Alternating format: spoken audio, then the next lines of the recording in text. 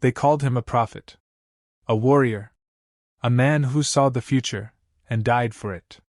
Sitting Bull of the Hunkpapa Lakota wasn't just a chief. He was the beating heart of resistance on the northern plains. Born around 1831 near the Grand River in what is now South Dakota, Sitting Bull grew up watching his people fight for survival, first against rival tribes, then against an ever-encroaching wave of American settlers. But Sitting Bull stood tall. He rejected treaties.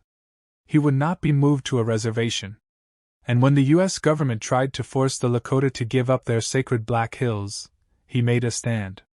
In 1876, he had a vision, a prophecy during a sun dance. He saw soldiers falling into the Lakota camp like grasshoppers from the sky.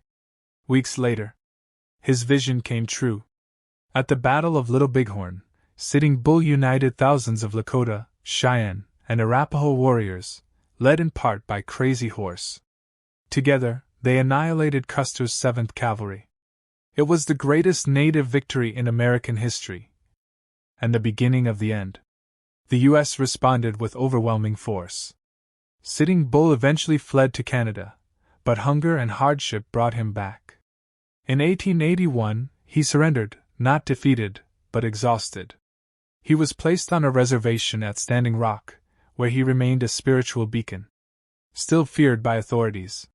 Still revered by his people. Then came the Ghost Dance, a spiritual movement that promised to drive out the Sitting Bull didn't start it. But he believed in the hope it brought. And that sealed his fate. On December 15, 1890, Indian police were sent to arrest Sitting Bull.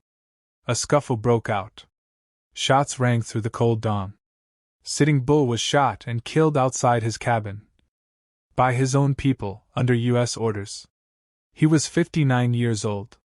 Today, Sitting Bull is remembered not just for the battles he fought, but for the dignity he never surrendered.